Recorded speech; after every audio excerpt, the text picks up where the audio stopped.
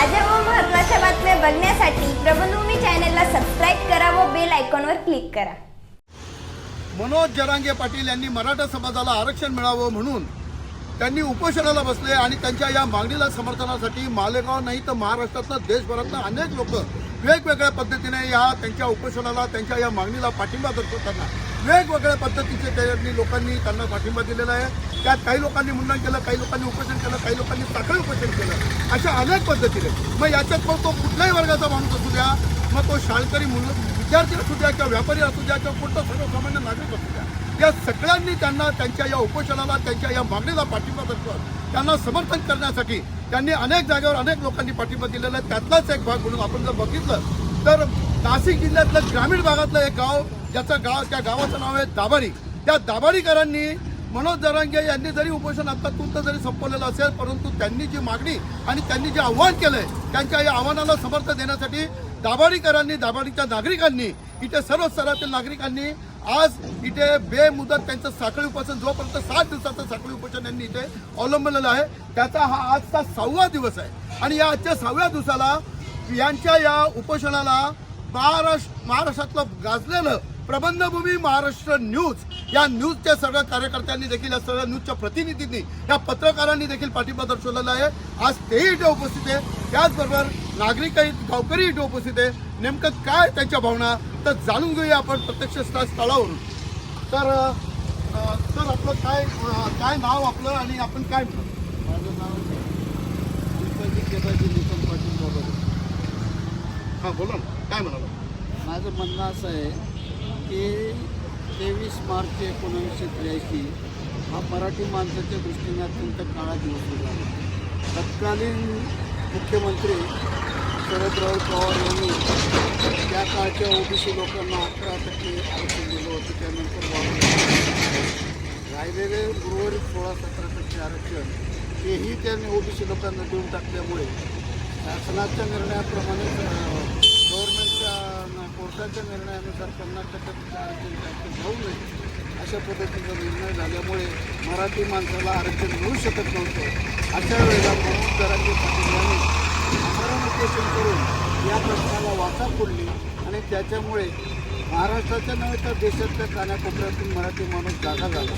मराठी माणसाच्या मनामनातून, कणाकणातून या जनसंघर्षाची एक ढग निर्माण झालेली, त्याच्यातून मराठी माणसाला न्याय मिळवून देण्यासाठी एक अत्यंत सामान्य माणूस, मराठ्यांचं ब्रीदवाक्यच असं आहे की भले तरी देऊ काशीची लंगोटी, नाताळाचे माथा अनुकाटे, मरा परणा हटावो हे मराठा, हे मराठ्याचं ब्रीदवाक्य आहे। आणि यानुसार या मराठी माणसाने सरकारला एक प्रकारे नमवलं, सरकारला या आरक्षणाला देऊ करण्यासाठी भाग पाडलं असं म्हटलं ते चुकीचं ठरणार नाही।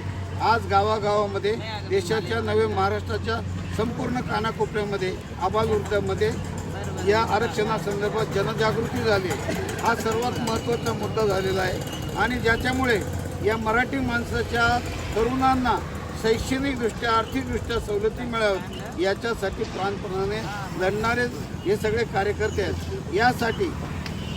यासाठी आमच्या गावातील सगळे तरुण मंडळी एकत्र आली आणि त्याचबरोबर प्रबंधभूमीचे जे काही संपादक आहे त्यांनी सुद्धा मोठ्या प्रमाणात यांच्या प्रसिद्धीच्या माध्यमातून याला प्रसिद्धी देण्याचा कार्यक्रम या ठिकाणी हाती घेतलेला आहे। मला असं म्हणायचं आहे की सरकारने मराठी माणसाचा अंत पाहून मराठी माणसाचा उल्लेख जर झाला तर ते सरकारला अत्यंत मागास पडणार आहे। कारण मराठी माणूस अत्यंत संयमी आहे, पण त्याचा संयम जर सुटला त्याच्या संयमाचा अंत सरकारने पाहू नये आणि म्हणून लवकरात लवकर आरक्षण देण्याचं करावं। यासाठी मनोज जरांगे पाटील एक सामान्य माणूस, परंतु कुठल्याही प्रकारची अपेक्षा नसताना, सत्ता संपत्तीची अपेक्षा न धरता जनतेच्या कल्याणासाठी, जनता म्हणजे मी आणि मी म्हणजे जनता, जनताभिमुख माणूस आणि माणसाभिमुख समाज निर्माण करण्याचं काम जरांगे पाटलांनी केलं आहे।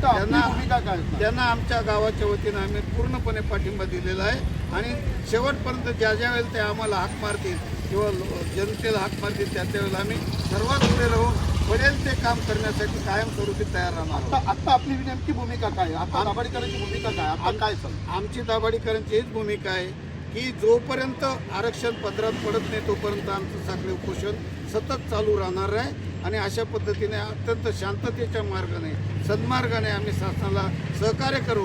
परंतु सरकारने सुद्धा आमचा अंत पाहू नये, मराठी माणसाचा वेळ काढूपणा करू नये आणि दिलेल्या तारखेप्रमाणे दिलेल्या वचनाप्रमाणे त्यांनी हे आरक्षण देण्याचे करावे. यासाठी परमेश्वरांनी त्यांना सद्बुद्धी द्यावी आणि जरांगे पाटलांना सुद्धा दीर्घ आयुष्य आणि आरोग्य मिळावं अशा पद्धतीने जरांगे पाटील ज्या वेळेला ज्या पद्धतीने आव्हान करतील, ज्या पद्धतीने ते मार्गदर्शन करतील, ज्या पद्धतीने आमची भूमिका असेल असं यांचं बोलण्यात आलं. त्याच पद्धतीने आपण जाणून घेऊया या उपोषणाला बसलेले अजून एक आपले भाऊ आपल्याबरोबर आहेत. दादा, आपलं काय नाव आहे? माझं नाव श्री सहयोग रामसिंग निकम. कुठे राहतात आपण? आम्ही दाभाडी धर्मवी राज्यसभा हां, काय म्हणत आता या आजच्या उपोषणाला महाराष्ट्रामध्ये जे मनोज जरांगे पाटील साहेबांनी सामान्य परिस्थितीमधून एका गरीब कुटुंबातून असताना किती राजकीय परिस्थिती नसताना एका समाजासाठी एवढी मोठी भूमिका घेतली. त्यांनी जेवण ठेवलं, त्यांनी पाणीसुद्धा देणं बंद केलं. त्याच्यासाठी फक्त मराठा समाजाला आरक्षण मिळत नाही, हे सरकार देत नाही, म्हणून त्यांना नमवण्यासाठी त्यांनी एवढी मोठी बलिदान करण्याची तयारी ठेवली. म्हणून महाराष्ट्राच्या जनतेने, शेतकऱ्यांनी, कामगारांनी, मजुरांनी, वकिलांनी, आता महाराष्ट्राचं पहिलं उदाहरण आहे की महाराष्ट्र प्रबंध भूमी घेऊन या सगळ्या टीमने विशाल गोसावी भाऊ असतील सर्व यांनी इथे येऊन पाठिंबा दिला. मी त्यांचंही स्वागत करतो आणि महाराष्ट्र सरकारने लवकरात लवकर निर्णय घ्यावा आणि नक्कीच निर्णय घेतील आणि केंद्र सरकारने सुद्धा याच्यामध्ये हस्तक्षेप करावा. कारण या गोष्टीला जास्त लांबून मजा नाही, कारण काय होईल याचं सांगता येत नाही. कारण तरुण लोक सर्व शेतकरी बांधव चिडलेले आहे आणि मालेगाव तालुक्यामध्ये 4 महिन्यापासून पाऊस आहे, दुष्काळाची परिस्थिती आहे. असं असताना एवढं गांभीर्याने घेत नाही सरकार. याला तरुण जेवढे बांधव आहेत ते आज रस्त्यावर उतरले आहेत. दाभाडीला पाहिलं तुम्ही साखळी उपोषण रोज मोठ्या संख्येने लोक उपस्थित येत आहेत. रिक्षावाला असेल, कामगार असेल, हॉटेलवाला असेल, सर्व लोकांचा पाठिंबा आहे. म्हणून शासनाने त्वरित मनोज जरांगे पाटलांची व्यक्तिगत मागणी नाही, ही सामाजिक मागणी आहे, मराठा समाजाची मागणी आहे, एकदम रास्त आहे. शासनाने याच्यावर विचार करून योग्य ते लवकरात लवकर निर्णय घोषित करावा. अन्यथा जर का निर्णय लांबणीवर गेला, मनोज जरांगे पाटील साहेबांना जर त्यांनी मदत केली आहे 60 दिवसापर्यंत दाभाडी येतील. नाशिक जिल्ह्यामध्ये प्रथमच इथेच चालू राहणारे साखळी उपोषण. म्हणून शासनाने याकडे लक्ष देऊन योग्य तो निर्णय घ्यावा. अन्यथा महाराष्ट्र काय पण इतर राज्य पेटून उठतील आणि याचे गंभीर परिणाम यांना भोगावे लागतील. खूप खूप धन्यवाद साहेब. आपण प्रबंधभूमी महाराष्ट्र न्यूजशी संवाद साधला. आपण बघितलं की त्यांनी सांगितलं की महाराष्ट्रातला नाशिक ग्रामीण भागातला हे असं एक ग्रामीण भाग आहे की जिथे कंटिन्युअसली 7 दिवसाच्या या साखळी उपोषणाला इथले नागरिक तत्परतेने तयार होते. इतकंच नाही तर जाणारे येणारे सगळेच लोक रिक्षावाले वगैरे इथे थांबून देतात. त्याच पद्धतीने आपण बघतोय की इथे प्रबंधभूमी महाराष्ट्र न्यूजचे मुख्य संपादक विशाल गोसावी, वैभव बांबर, राम मोर्चे वगैरे सगळे दीपक, हे सगळी प्रबंधभूमी महाराष्ट्र न्यूजची जी पत्रकार टीम आहे ही सुद्धा आज या उपोषणामध्ये त्याच पद्धतीने आपण जाणून घेऊया. आपल्याबरोबर दादा, आपलं काय नाव आणि आपण काय म्हणाल आजच्या या साखळी उपोषणाला जे आपण समर्थन देतो त्या संदर्भात?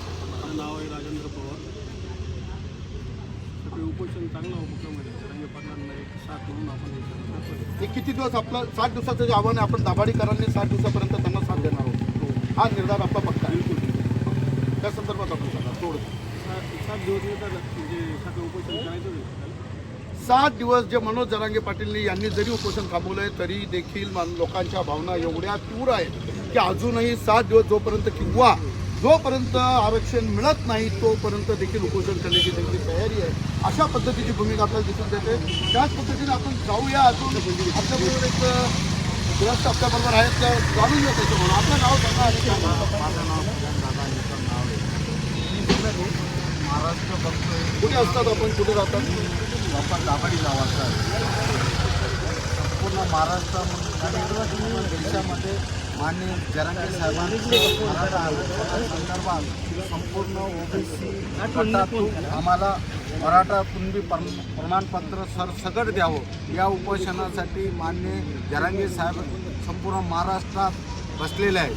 आणि या महाराष्ट्र गावामध्ये असं एकही खेडं नसल, एकही गाव नसल की त्या गावामध्ये साखळी उपोषण नसल आणि जरांगे साहेबांचं कुठंतरी फोटो नसल असं या महाराष्ट्रात एकही खेडत नसल, एकही गाव नसल. फक्त मी एक शिक्षक या नात्याने सांगतोय की ज्या पद्धतीने ज्या आरक्षणाच्या ज्या पद्धती आहेत की ज्या विद्यार्थ्यांना शिक्षणात 92% असून सुद्धा मराठा समाजाचे विद्यार्थी हे दुर्लक्षित असतात. ज्या विद्यार्थ्यांना 40-45% असतात त्या विद्यार्थ्यांचा नंबर लागतो आणि मराठा समाजाचा मुलाला 92-93% असून सुद्धा तो विद्यार्थी त्या शिक्षणापासून वंचित राहतो आणि ते वंचित राहू नये म्हणून माननीय जरांगे साहेबांनी जे आरक्षणाचा जो पावंडा पाळलेला आहे की शासनाने याची गंभीर दखल घ्यावी.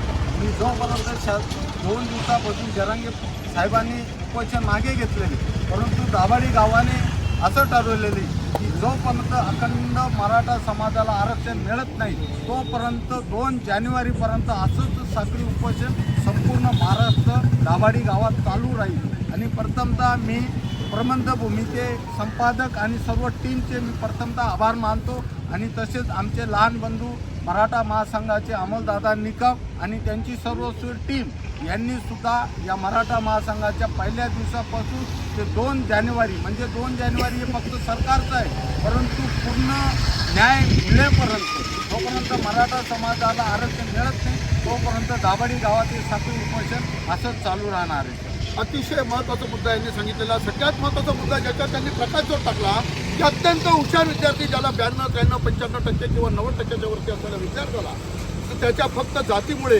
त्याला जर त्याच्यात प्रवेश मिळत नाही, अशा नुसतंच मराठा समाजाबद्दल नाही आहे तर इतरही ओपन कॅटेगरीबद्दल अशाच पद्धतीचा हा एक प्रकारचा हा अन्याय होतोय आणि हा अन्याय थांबवला पाहिजे. ही मागणी जी ती रास्त मागणी आहे. त्याच पद्धतीने आमच्या प्रबंधभूमीचे ज्येष्ठ प्रतिनिधी राम बोरसे हे पण आज इथे सगळं आमच्या सगळं विशाल गोदडी टीमला बसलेले आहेत, तर त्यांची काय भूमिका आहे? आज रोजी प्रबंधभूमी महाराष्ट्र टीम न्यूज वाहिनीच्या सर्व पत्रकार बांधवांच्या वतीने या ठिकाणी दाभाडीचे जे मनोज जरांगे पाटलांचं जे आमरण उपोषण होतं ते उपोषण थांबून साखळी उपोषण सुरू झालं आणि साखळी उपोषणाला समर्थनार्थ या ठिकाणी दाभाडी गावाने एकमेव असा लढा दिला आहे की ते 7 दिवस चालणार आहे. आणि त्या 7 दिवसातला एक दिवस प्रबंधभूमी महाराष्ट्र न्यूजचे जे सर्व पत्रकार आहे या पत्रकारांची टीम सकाळपासून बिना अन्ना पाण्याची या ठिकाणी बसलेली आहे. आणि आमचा मुख्य मागणी अशी आहे की राज्य सरकार जे सत्तेत नसताना जे बोलतं की आम्हाला सत्ता द्या, आम्ही 2 महिन्यात तुम्हाला आरक्षण देऊ, आम्हाला सत्ता द्या, आम्ही तुम्हाला आमचा हमीभाव देऊ, आम्हाला सत्ता द्या, आम्ही आमच्या समाजाला असा न्याय मिळवून देऊ, परंतु सत्तेत आल्यावर नक्की यांना होतं तरी काय? आज आपण बघतो मुख्यमंत्री एकनाथजी शिंदे असतील, स्वतः मराठा आहे. त्यानंतर उपमुख्यमंत्री देवेंद्रजी फडणवीस असतील, सत्तेत नसताना ते काय बोलता की मानसिकता असेल तर आरक्षण द्यायला काहीच हरकत नसते, आम्हाला सत्ता द्या, आम्ही तुम्ही ते देऊन दाखवतो. त्यानंतर आपले राष्ट्रवादीचे जे अजितदादाजी पवार आहेत ते पण उपमुख्यमंत्री आहेत. जर यांना 3 पक्ष एकत्र येऊन जर सत्ता खुर्चीसाठी हे इतके लालची आहे की हे एकत्र येऊन राजकारण चालू शकता, खुर्ची चालू शकता, मग यांना जर एका रात्रीत अर्ध्या रात्री शपथविधी घेऊन सरकार बनवता येतं तर मग मराठ्यांना जे आरक्षणाच्या बाबतीत मुद्दा आहे हा पारंपरिक पिढ्यांनी चालू आहे हा दिसत नाही का? आणि याच्या आधीही सत्तेत असतानाही हीच मागणी होती, नसतानाही हीच मागणी असते आणि ज्यावेळेस सत्तेपासून दूर जातात त्यावेळेस सर्वसामान्यांना हे एक प्रकारचं वेड्यात काढतात आणि सांगतात की आम्ही आल्यावर आम्ही तुम्हाला हे देऊ, परंतु कुठलाही काही होत नाही आहे. आणि ह्या सरकारी अधिकाऱ्यांच्या या राजकारण्यांच्या या धोरणांमुळे जो सर्वसामान्य शेतकरी कुटुंबातील जो मराठी समाज आहे त्यांच्या मुलांचं शिक्षण मात्र शिक्षणापासून ते वंचित असतात.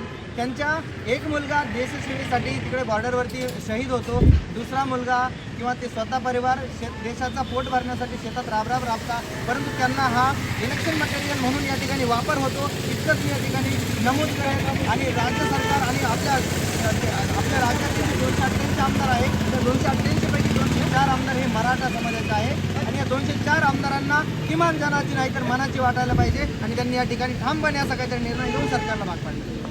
अतिशय महत्त्वाचा मुद्दा यांनी मांडलेला आहे की फक्त इलेक्शनसाठी वोटिंगसाठी वापर केला जातो असं यांचं म्हणणं आहे.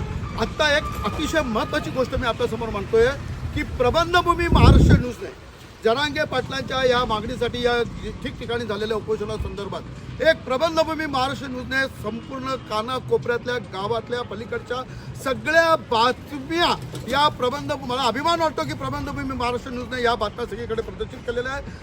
सगळ्या वेगवेगळ्या ठिकाणाच्या वेगवेगळ्या बातम्या घेतल्या आहेत. तर असे हे प्रबंधभूमी महाराष्ट्र न्यूजचे ज्यांनी जरांगे पाटलांच्या उपोषणाच्या संदर्भात बातम्या सगळीकडे प्रसिद्ध केलेल्या ते आमचे मुख्य संपादक आदरणीय विशाल गोसावी सर आमच्यासोबत आहेत.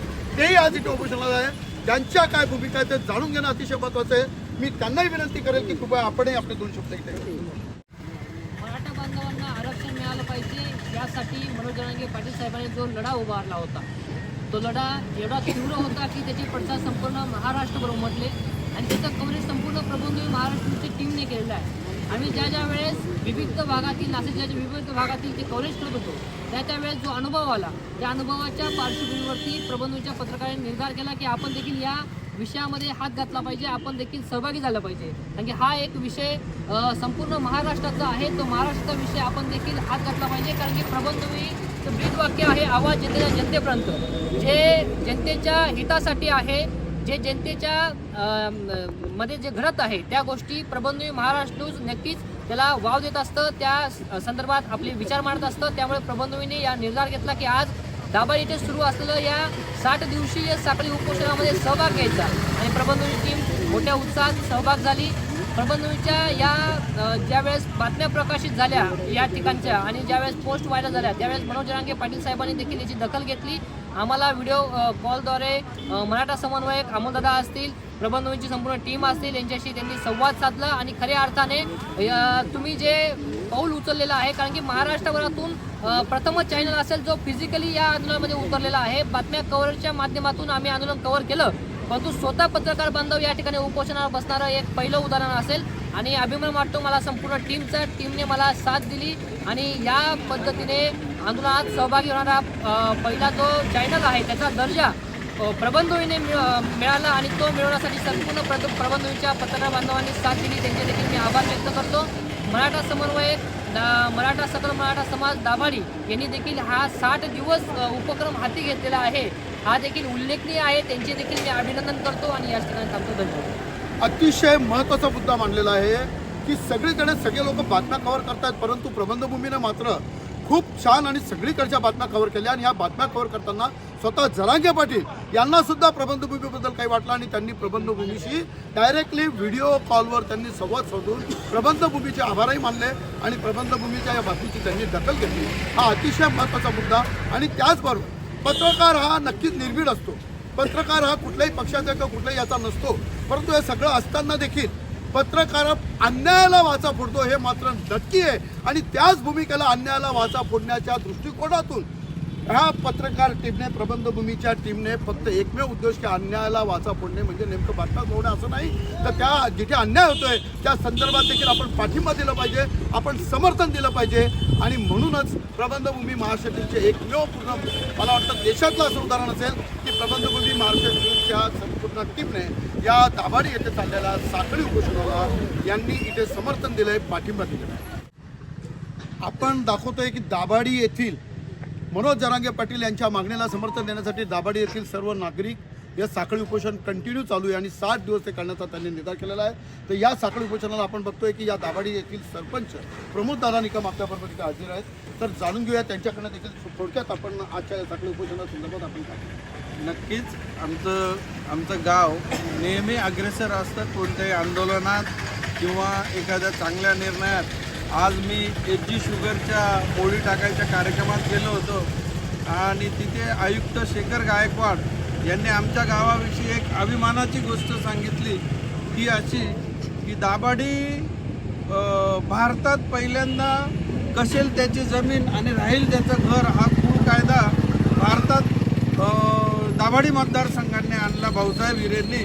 पण त्याचं जे मूळ आहे त्याचं मूळ दाभाडीच्या प्रबंधभूमीत आमच्या आंब्याच्या बागेत आणि जे आमचं दाभाडीचं थळ होतं तिथे ते मूळ लिहिलं गेलं, ते बीज तिथे रोवलं गेलं की कसेल त्याची जमीन आणि राहील त्याचं घर.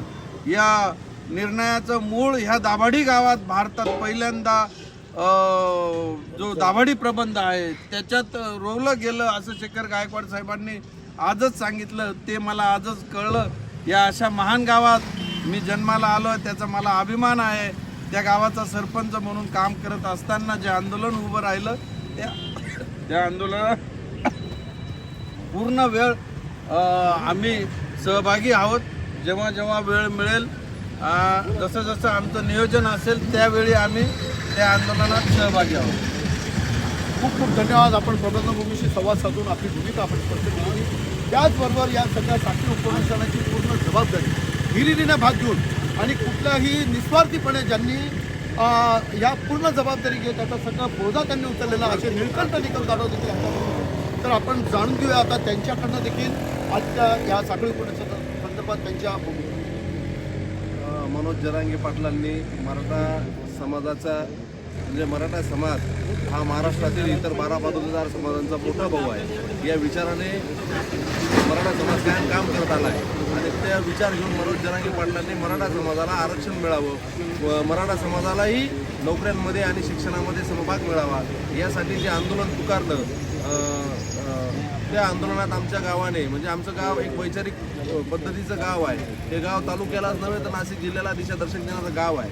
तर आमच्या गावातील सगळ्या मराठा तरुणांनी आणि इतर सगळ्या समाजातील तरुणांनी ठरवलं की आपण मनोज जरांगे पाटलांना साथ द्यायची आणि उपोषण चालू ठेवायचं.